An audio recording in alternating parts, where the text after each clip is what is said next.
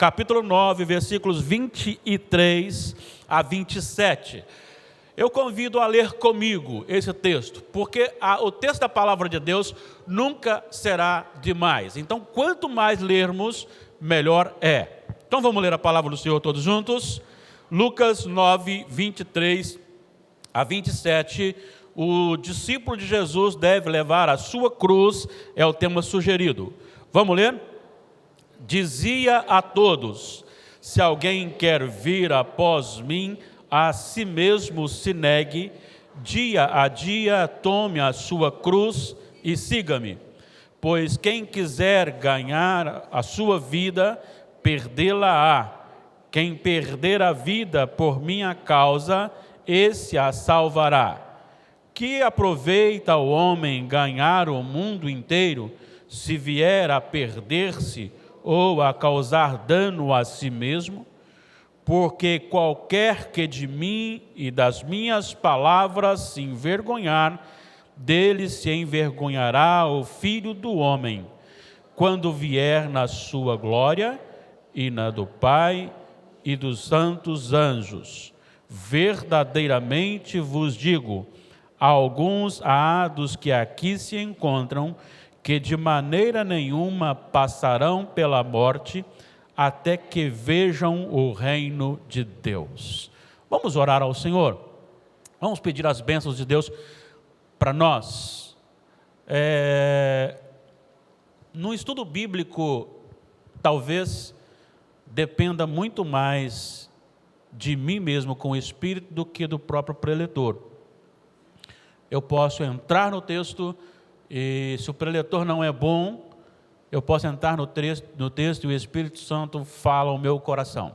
Vamos orar ao nosso Deus. Senhor, eu clamo por todos nós que aqui estamos e todos aqueles que nos ouvem neste momento. Eu clamo, Senhor Deus, para que as barreiras da limitação humana, do pecado, tanto em mim como que falarei a palavra, como aqueles que a receberão, e a mim também como receptor, que a nossa limitação, ó Pai, seja insuficiente para barrar os ensinamentos da Tua palavra, a transformação efetuada pelo Espírito Santo do Senhor e a edificação da igreja. Ajuda-nos, clamamos em nome de Jesus. Amém. Perdendo para ganhar o preço do discipulado. É fato real, não é uma história, não é uma ilustração. Conta-se que um menino foi fazer um teste para futebol. E o seu pai pagou tudo, todo o trajeto, toda a despesa. E lá ele foi até aprovado, pagou o teste, ele foi aprovado, mas ele não ficou. Ele não ficou justamente porque ele não aguentava mais bola. Segundo ele, era bola no café da manhã, bola no almoço, bola no café da tarde, bola no jantar, e no intervalo jogava bola. Ele não suportou isso, não aguento, vou voltar, e voltou para a sua casa. É muito interessante a gente entender isso, porque nem todo mundo suporta o preço de ser. Às vezes é de graça, mas o ser alguma coisa tem exigências. Ser cristão requer lidar com Cristo todo o tempo todo. Requer submissão a Ele o tempo todo. Relacionamento com Ele o tempo todo. A palavra de Deus tem que estar constantemente no nosso coração. Não dá para você ser cristão em determinado momento e em determinado momento não. A salvação, ela é inteiramente de graça. Não há nada que o homem faça, toda a iniciativa é de Deus. Mas Ele move o nosso coração e transforma a nossa natureza para sermos cristãos. E sendo cristãos, agora existem exigências dentro desse comportamento que acaba sendo um alto preço. E esse alto preço não é pelo fato de ser cristão em si, mas é pela resistência que se encontra, primeiro interior e depois exteriormente. E nós precisamos entender algumas coisas importantes para a nossa vida sobre a questão de sermos cristãos. Interessante observar o texto, porque Lucas insere o texto em tela após a confissão de Pedro a respeito de Jesus e o anúncio da morte de Jesus. Mateus e Marcos chegam até a falar a respeito da revolta de Pedro contra Jesus, quando ele fala que precisaria sofrer, morrer e ressuscitar. Pedro diz, longe não pode. E Jesus chegou a dizer, arreda-te, Satanás. Então, o objetivo desse texto que nós lemos e vamos estudar aqui é um objetivo de encorajamento e um chamado a sofrer por Cristo, uma vez que a Bíblia, em momento algum, lhe chama para não sofrer. A única coisa que ela chama para você não sofrer é a perdição eterna. Mas Jesus deixou muito claro, e isso vem também do Antigo Testamento, que tudo envolvendo o reino de Deus vai envolver sofrimento. E volto a dizer, por uma questão pessoal e por uma questão externa, que não depende simplesmente de nós. Nós vamos trabalhar com algumas respostas a algumas perguntas. Fique bem à vontade para você participar. Então vamos para o nosso texto. A primeira pergunta tem a ver com a primeira frase do texto. Dizia a todos. Todos quem? Quem são esses todos? Não é difícil. Não é difícil porque é só voltar lá em Marcos, capítulo 8, versículo 34. Marcos 8, 34, por gentileza.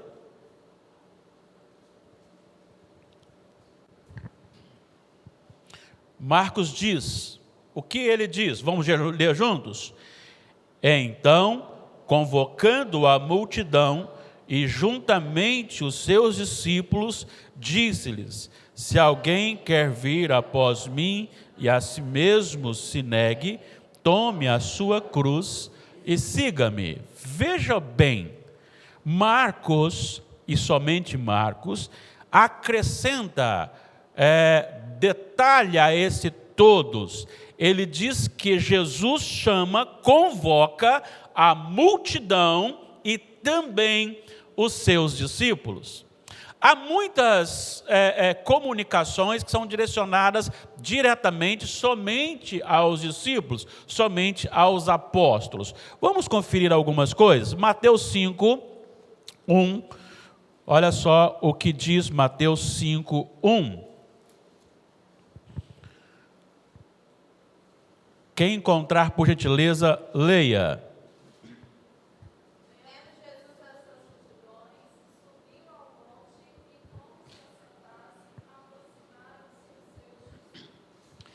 Deixa eu só dar uma dica. Quando 2, 3 começaram a ler juntos, não precisa parar não, pode ler os 3 juntos, tá bom? Fica mais forte até. Vendo Jesus as multidões, subiu ao monte, e como se assentasse, aproximaram-se quem? Seus discípulos. Então tem uma multidão, mas tem alguém mais próximo, e ele passa, versículo 2, e passou a ensiná-los, dizendo. Então o sermão do monte, todos ouviram, mas ele é mais direcionado aos apóstolos. Também existem algumas parábolas, não vamos pegar todas aqui por causa do nosso tempo, que existe o contar a parábola para todas as pessoas, mas explicá-la aos apóstolos. Por exemplo, Mateus 13.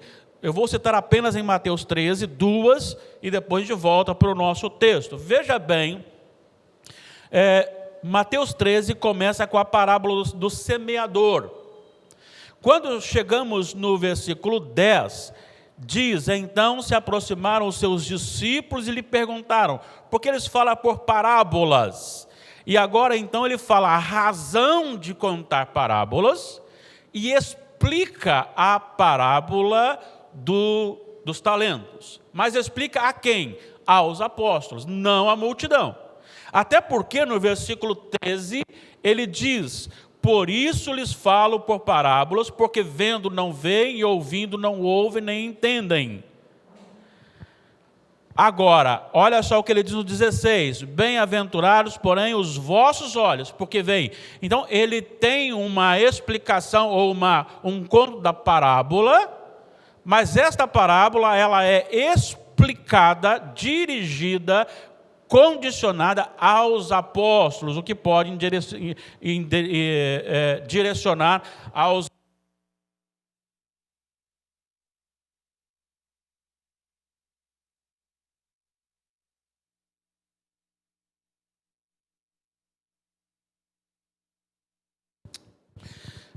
Então, direcionado aos discípulos, aos filhos de Deus. No mesmo capítulo 13, você tem a parábola do joio.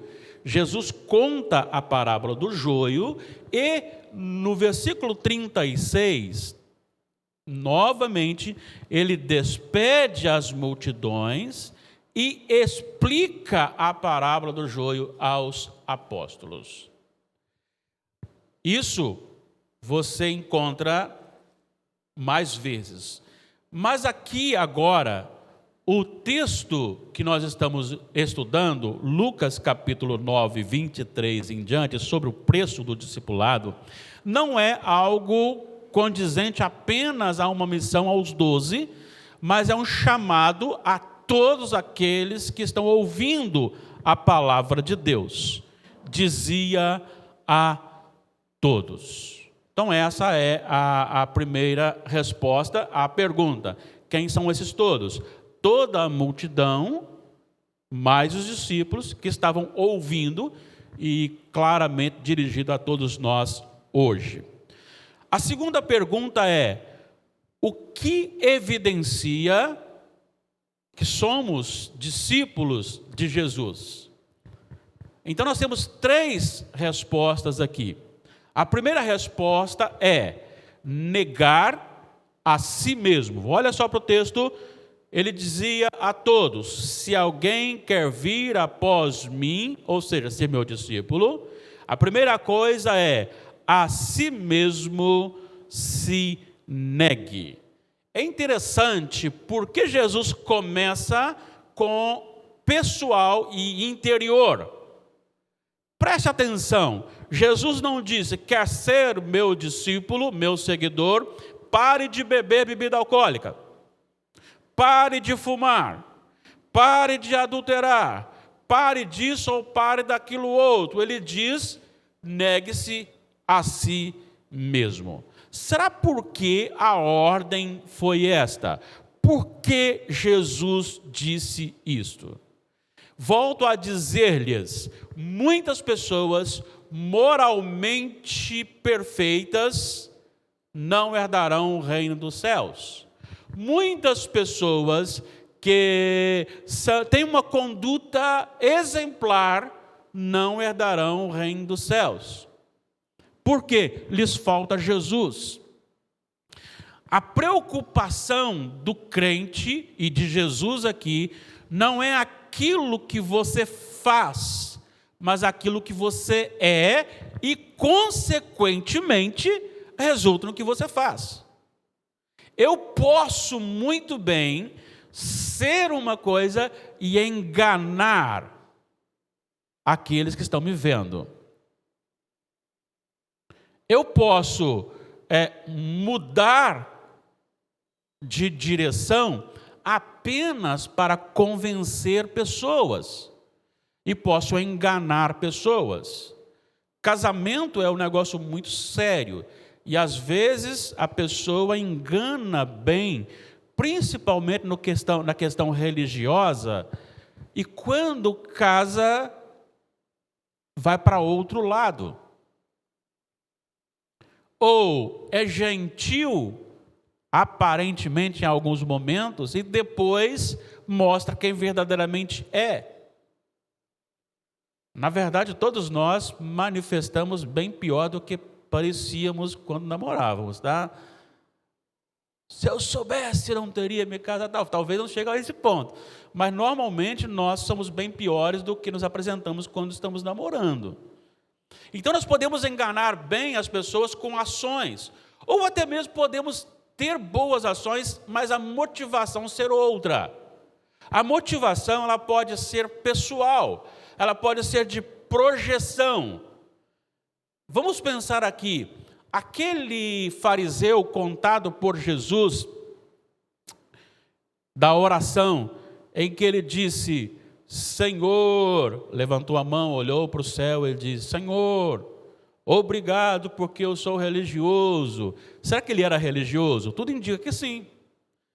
E ele diz assim, ele não diz assim, ele não é, Jesus não está falando que ele está contando mentira.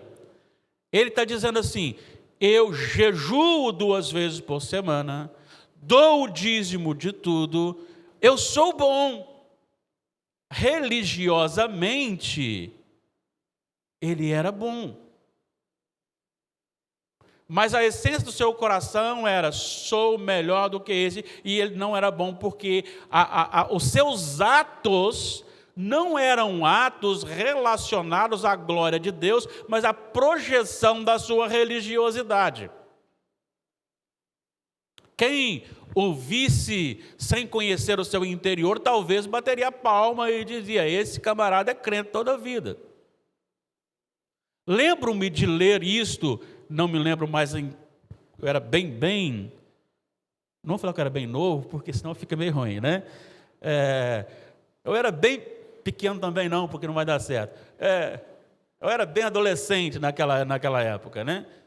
Ouvi contar uma história de que um membro da igreja faltou na escola dominical e o superintendente começou a exaltar aquela pessoa: está sentindo falta do irmão Everson aqui, menino bom, cheio de Deus e não sei o quê. Aí o filho levantou assim: olha, eu quero mudar para a igreja, porque lá em casa ele é terrível.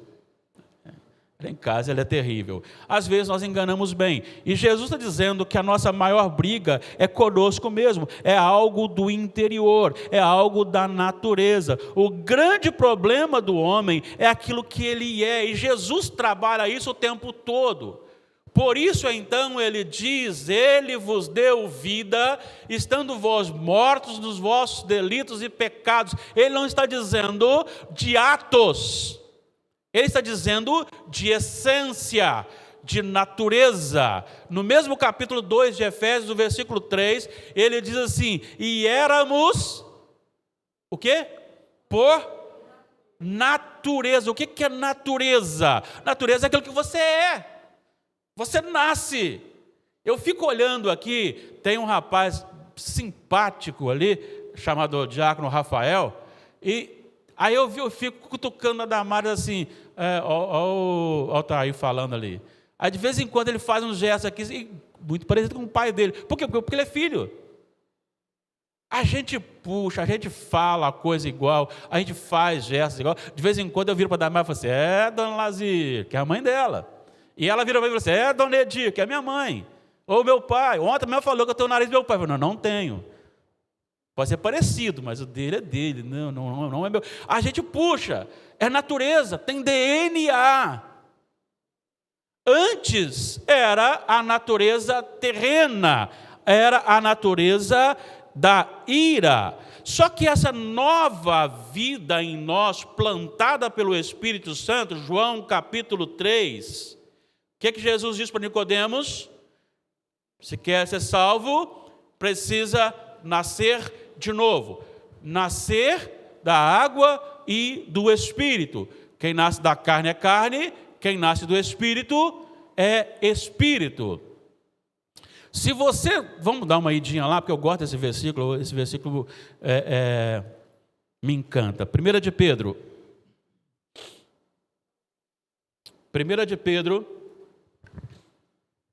capítulo 1.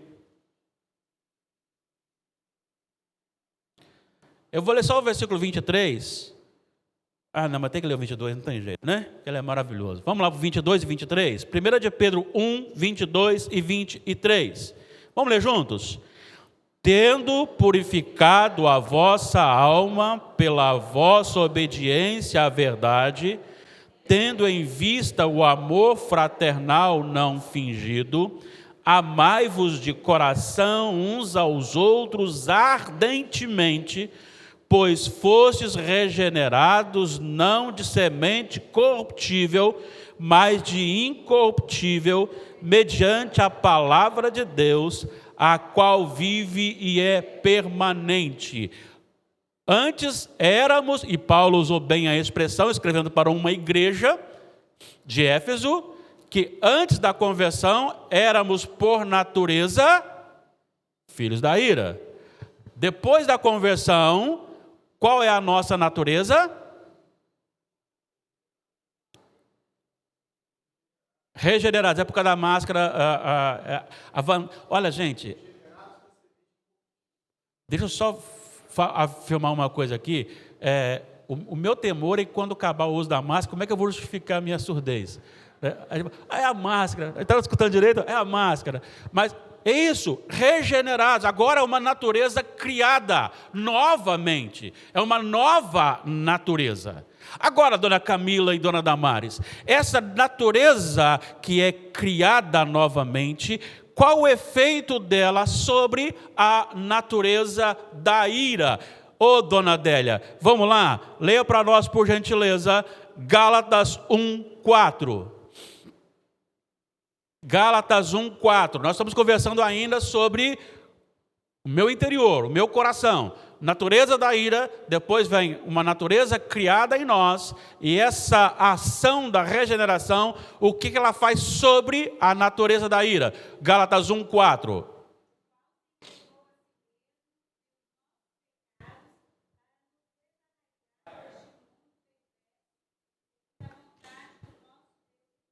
Então, o que o efeito da cruz fez na natureza carnal?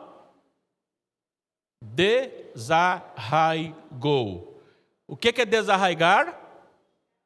Arrancar. Tá, arrancou, mas ela foi eliminada, morreu de uma vez por todas? Colossenses 3, vamos ler do 1 ao 5, para a gente entender melhor. Colossenses 3, 1 ao 5. Olha lá o que nós temos como convicção e necessidade de mudança de vida. Colossenses capítulo 3, versículos 1 ao 5. Vamos juntos? Portanto,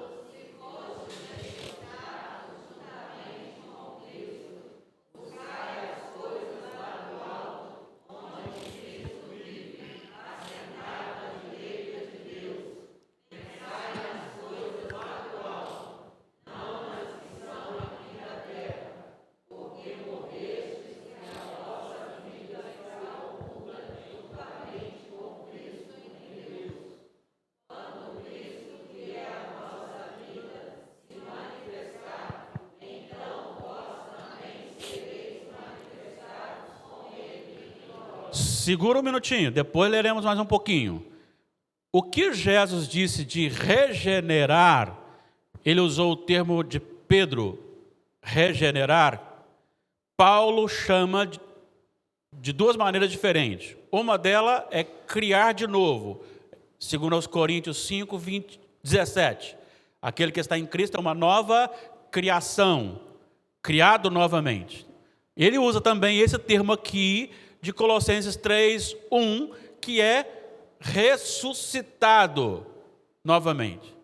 Jesus fala de novo nascimento, é a mesma coisa.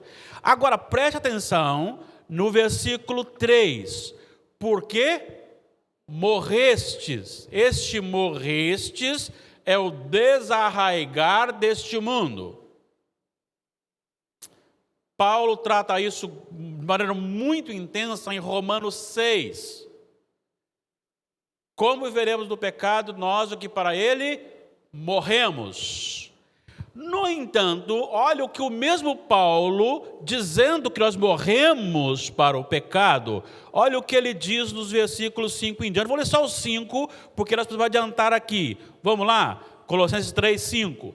Fazei, pois, morrer a vossa natureza terrena, prostituição, impureza, paixão lascívia, desejo maligno e avareza, que é idolatria. Se você continuar lendo, você tem os problemas morais, sociais, temperamentais e verbais.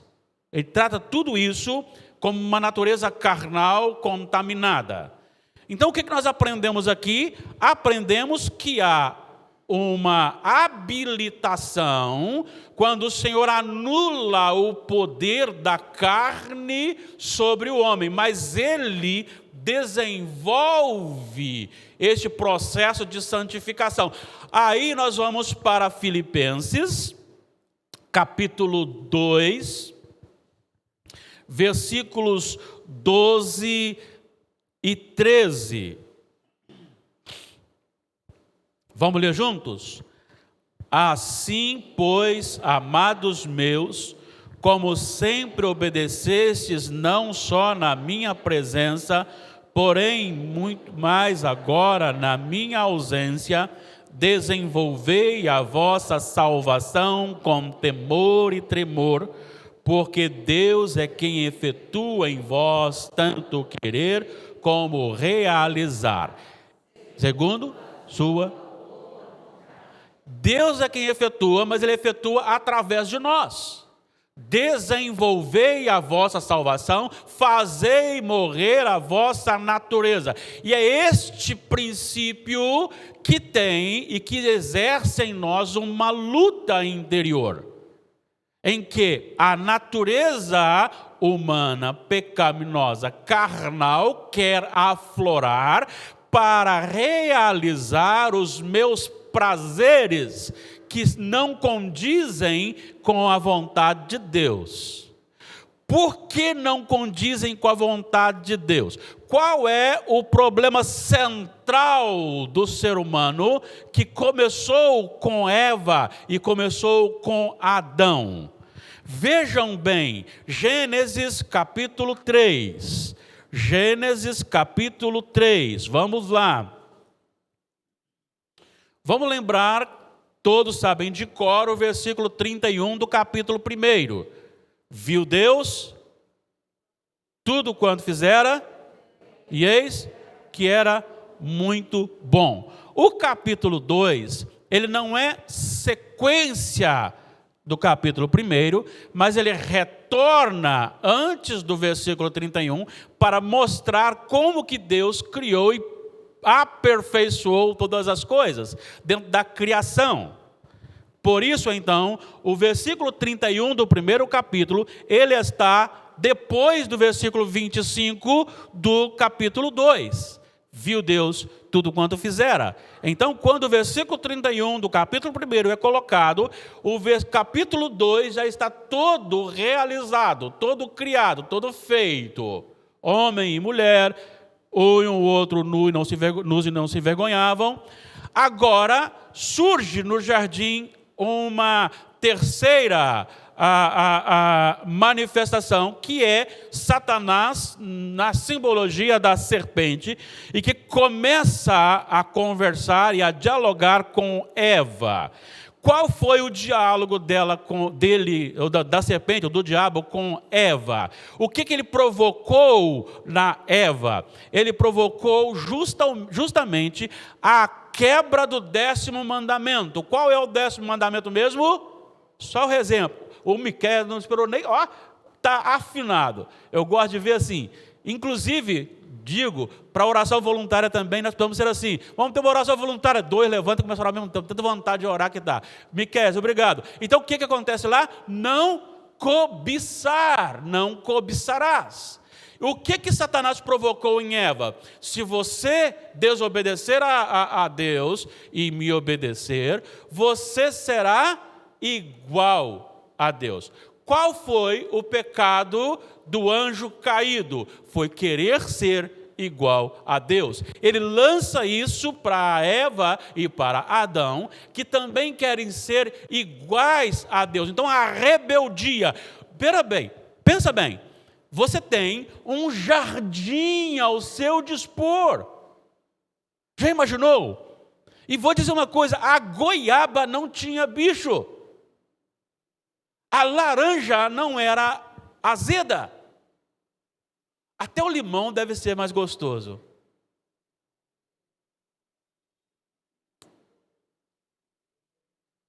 Espinhos não tinham. Não tinha problema de coluna. Eu desconfio que minha coluna quebrou foi porque eu quis roçar o chuchu da mãe. Acho que foi. Foi uma punição. Não destrua o chuchu da sua mãe, né? Não, olha, não tem nada de errado. Agora tudo começa a dizer, olha, você pode comer de tudo. De tudo. Apenas de uma.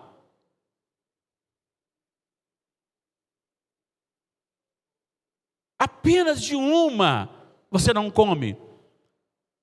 Satanás diz assim, Deus manda em você mesmo, hein? São escravos dele mesmo, hein? Por que você não pode comer daquela? E ó, o olho cresce. O olho cresce. Esta natureza que cresceu em Adão e Eva, a natureza pervertida, essa natureza matou o homem, mas ao matar o homem e o Senhor salvar, matando essa natureza, desarraigando essa natureza, Deus nos desarraigou e nos habilitou para que o processo de obediência a Ele fosse desenvolvido pelos servos de Deus. Não existe você, embora haja eleição, haja predestinação, tudo é feito por Deus, Deus é soberano, Deus é quem inicia e Deus é quem continua, e Deus é quem termina a obra em nós, mas nós não somos nenhum bonecos, nós temos vontade, Deus motiva a nossa vontade. Eu aceitei Jesus. Sim, eu aceitei Jesus. Então digo, Jesus, aceita Jesus, ou Jesus diz assim, sim, eu aceito Jesus. Quando Jesus diz aceita Jesus, ele fez porque ele sentiu vontade de aceitar Jesus. Só que esta vontade só veio depois que Jesus lhe recriou. Ele criou você de novo, Ele regenerou, Ele lhe ressuscitou e deu essa vontade em você, e você então aceita Jesus. Você aceita Jesus porque você foi aceito por Ele primeiro, porque você foi preparado por Ele primeiro. Agora você emite a sua vontade, uma vontade criada, nova vontade criada. Mas à medida que você tem essa vontade criada, você deixou de ser escravo da outra vontade, mas ela não morreu literalmente, ela precisa ser mortificada. Como dizia a Julinha, da sobrinha da Sara, ela precisa ser morrida. A Julinha brincava, eu estou morrida, né? Eu estou morrida. Ela precisa ser mortificada. À medida que você vai se enchendo do Espírito. Mas há uma luta constante. Fala a verdade. Deixa eu fazer algumas perguntas para você, não me responda.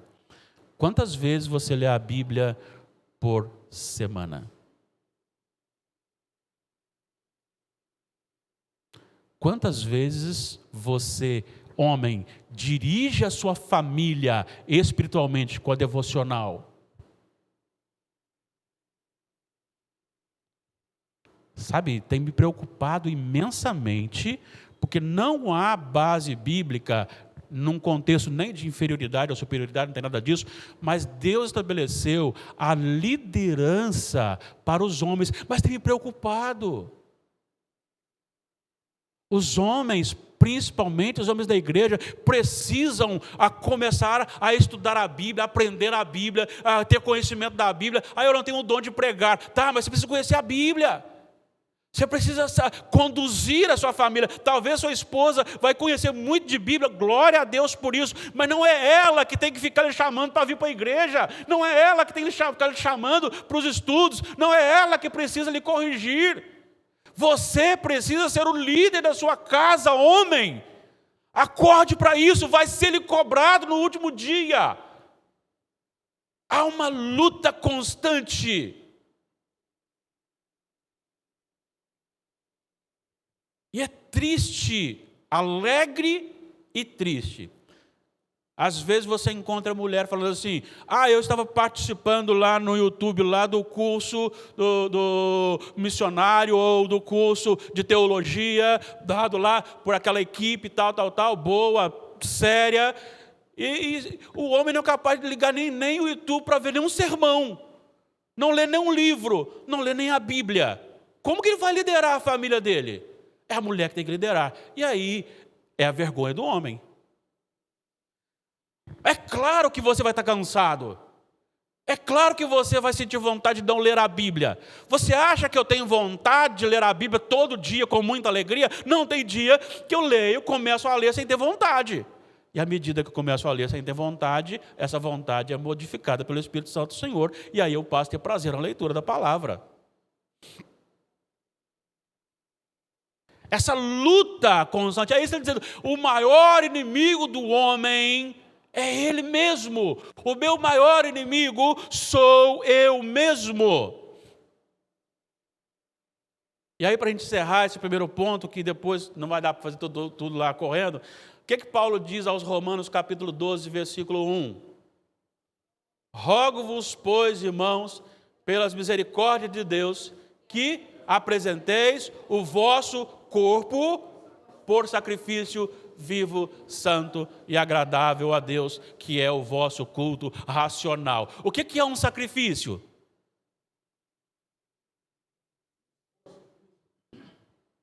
Um esforço físico, mas um sacrifício no contexto judaico a quem ele estava escrevendo aqui. O que era um sacrifício?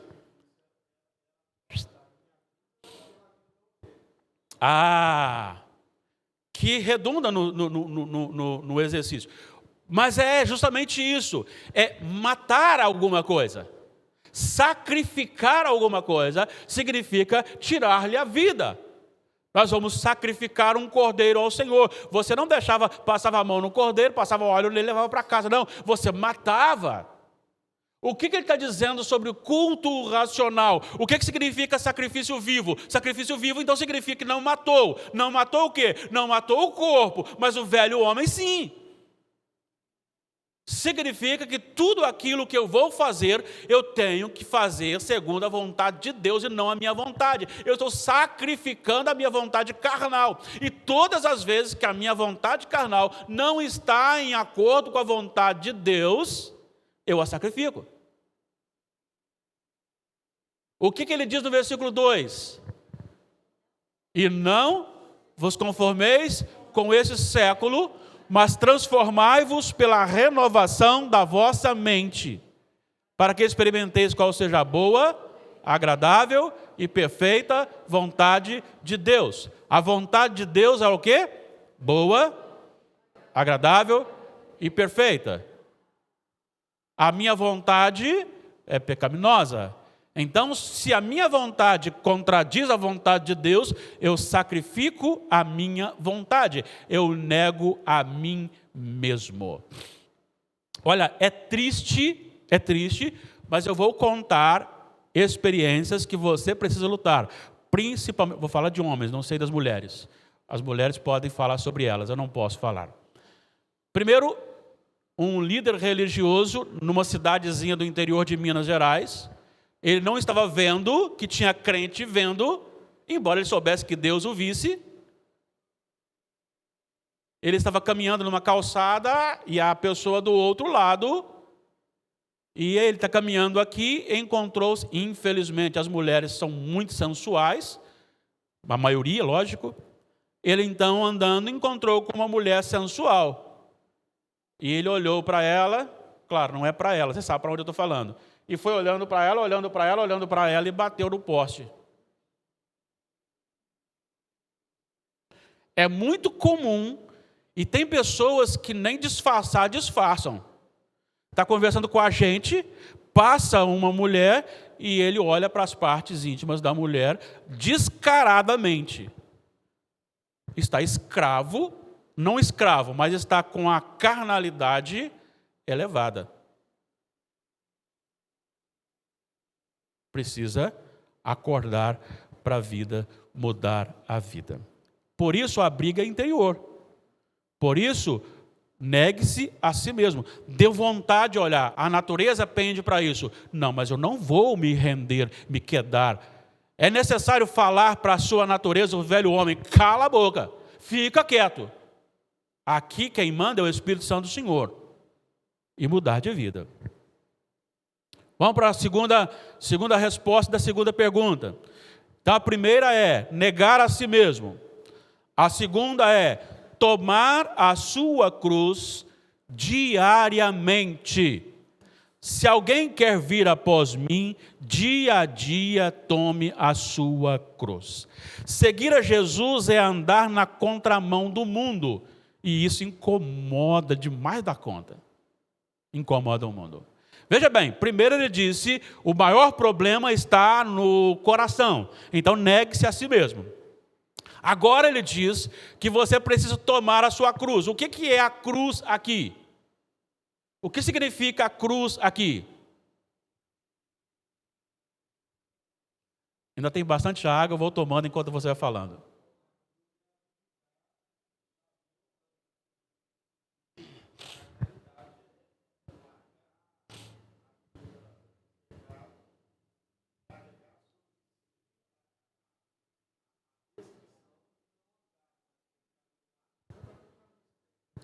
Vamos trocar em miúdos. É a imposição que colocam sobre mim, com a anuência da minha vontade, eu digo não. Dizendo não a mim mesmo e a que o outro coloca para mim, isso gerará em mim um peso. Porque eu tenho que morrer para mim mesmo e para o mundo. Então é andar na contramão. Todo mundo está andando para cá, você anda para lá, segundo a vontade de Deus. Isso incomoda o mundo? Demais. Demais, demais, demais.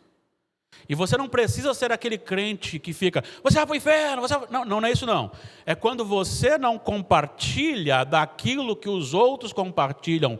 Isso é pesaroso para o mundo. Mas há muitos momentos a gente também quer participar. Então tomar a cruz significa que eu vou executar as minhas próprias vontades, no sentido de executar não de fazer, mas de matar a minha vontade, e isso tem contra mim mesmo, e isso gerará uma revolta. Você perderá amigos, você perderá talvez até mesmo um emprego. Vamos pensar aqui que você está no emprego e alguém chega e diz o seguinte, nós temos uma promoção para você e a sua função é trabalhar para manipular o sistema nas notas fiscais.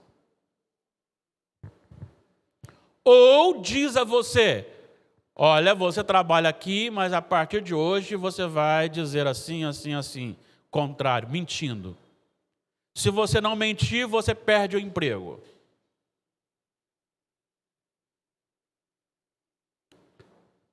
Pensa comigo. Isso é a cruz. Aí você fala assim, mas eu preciso olhar que eu tenho família para tratar.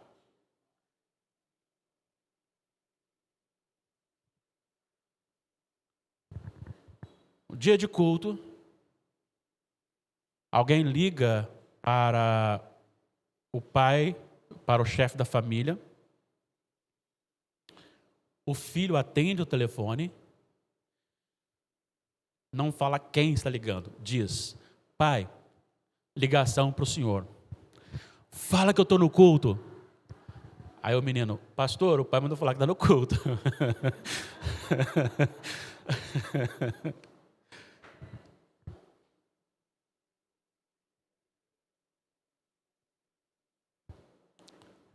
Você pode ter muito dinheiro, aí você vai justificar, mas se... Gente, a pandemia veio para mostrar que a igreja não está preparada para a grande tribulação. E vou dizer uma coisa, imagina, não é nem o peso da sua fidelidade em dizer assim, ou você nega Jesus ou você morre. Mas dizer o seguinte, Délia, ou você nega Jesus ou eu mato Brenda e Natan. Miguel, Aí já é uma coisa muito mais forte do que assim. E aí Jesus disse: se eu não amo a Ele mais do que os meus filhos, minha esposa, meus pais, eu não sou digno dele. É esta cruz que somos levados a carregar por amor a Deus. Ser cristão é ser isto. Olha o que Jesus disse, nós estudamos aqui na última quarta-feira. Bem-aventurado os perseguidos por causa da justiça, porque dos tais é o reino dos céus. Bem-aventurados sois quando mentindo disserem tudo mal contra vós. Regozijai-vos, porque será grande o vosso galardão no céu. E ele está dizendo no contexto de que o exercício das bem-aventuranças anteriores gerará automaticamente perseguição. João 3, 19 e 20, Jesus disse o quê?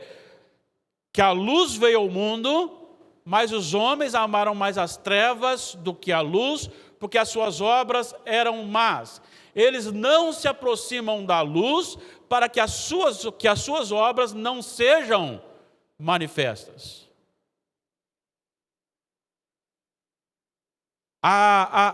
O mundo, ele não se dá com a luz. Preste atenção, leiam para mim, por favor, 2 Timóteo 4, 9 e 10. Gente, eu vou prometer de agilizar um pouquinho aqui, porque no nosso horário eu teria só 2 minutos. Mas eu preciso fechar aqui. Peço mais 10 minutinhos, por gentileza. Vamos aqui, 2 Timóteo 4, 9 e 10.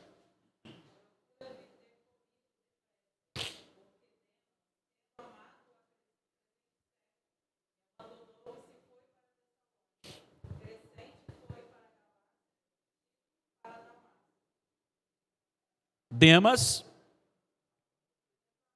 amando o presente século, amando o mundo, não suportando a cruz, me abandonou.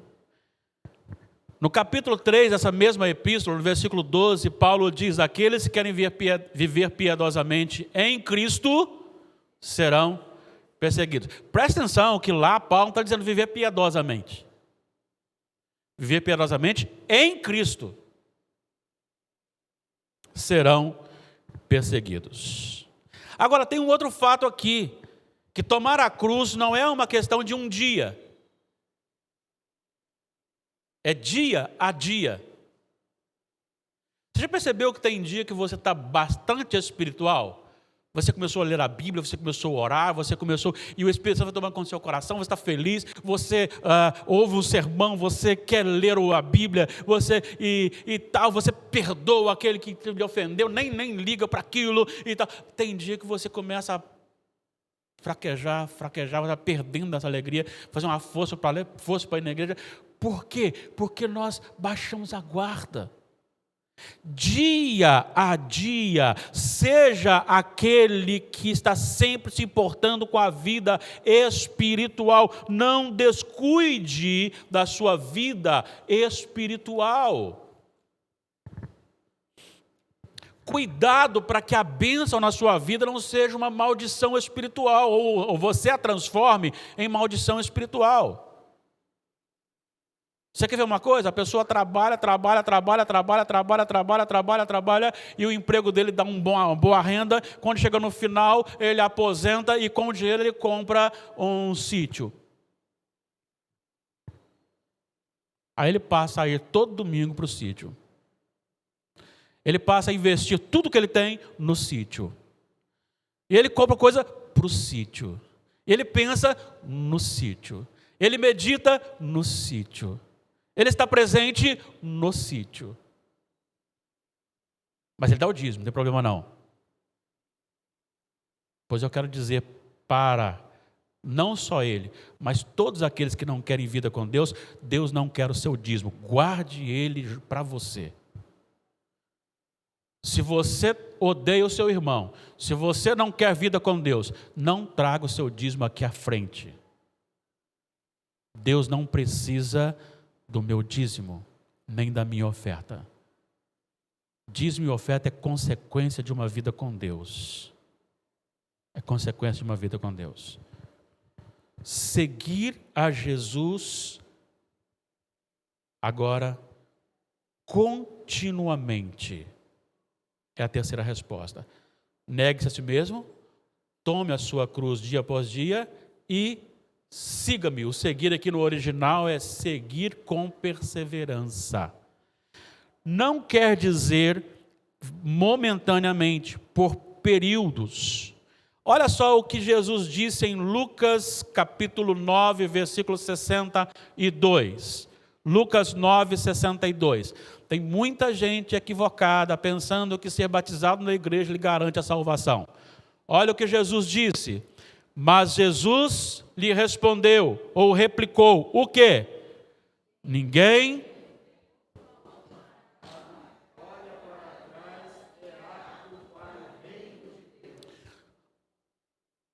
Lembre-se, não é a sua presença na igreja, o seu batismo, o seu dízimo, sua oferta, sua pregação, seu louvor, que lhe dá salvação, é Jesus. Então, seja firme, seguir a Jesus com uma cruz, negando-se a si mesmo. Mateus 25, de 1, deixa eu ver até onde, 13, nós temos as 10 virgens, 5 nécias, 5 prudentes. Seguir a Jesus com fidelidade é ter azeite na botija para um eventual. De repente, na sua perspectiva, a bênção pode atrasar.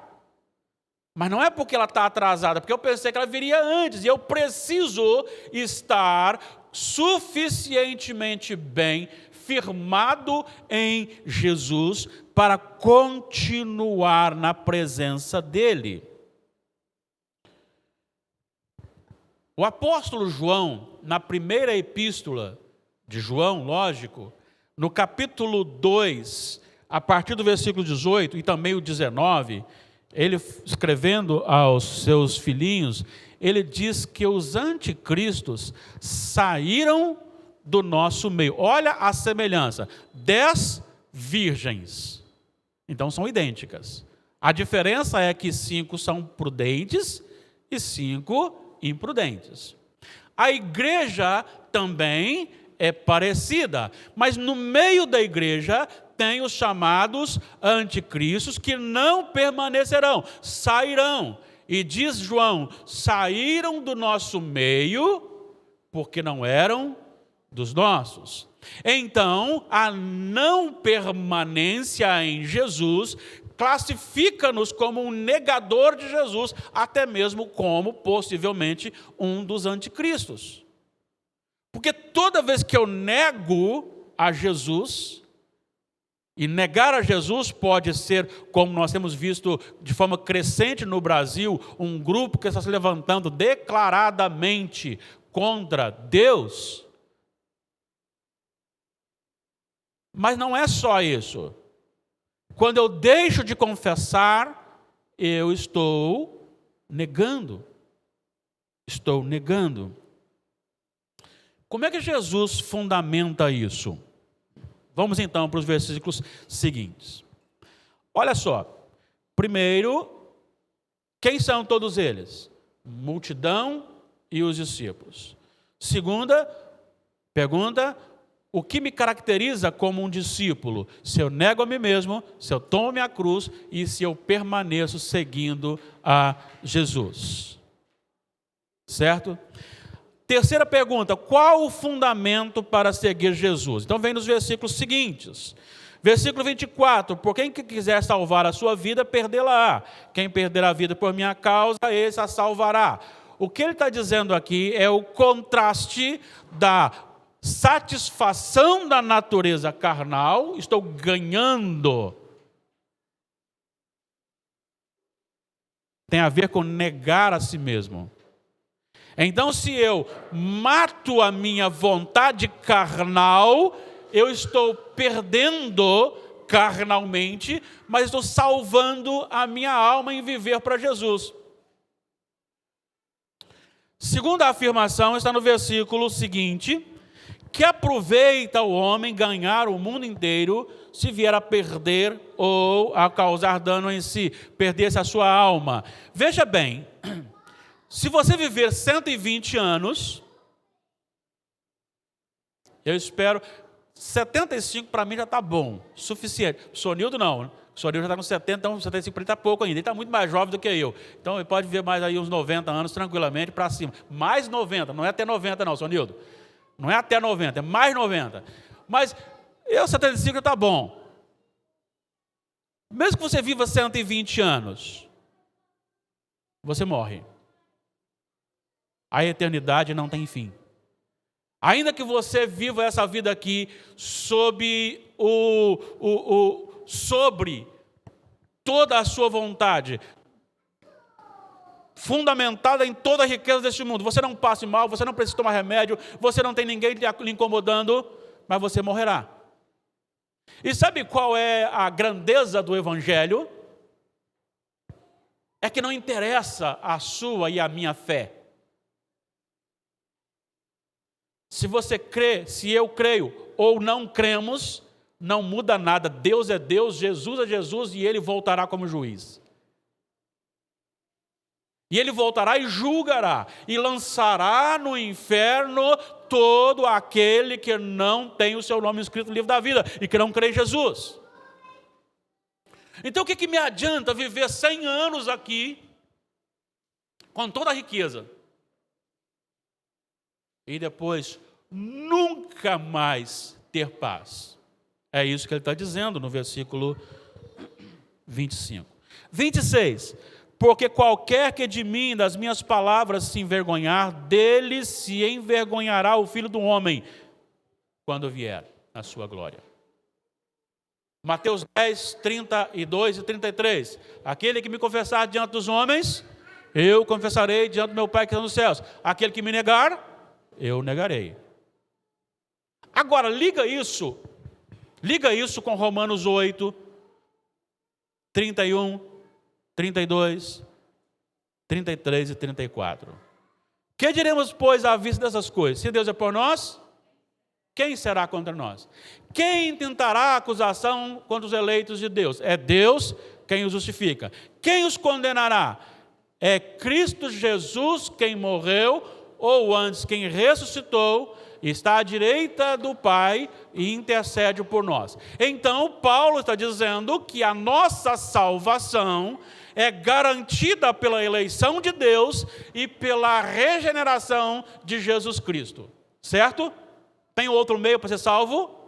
O que ele diz no versículo 37 de Romanos 8?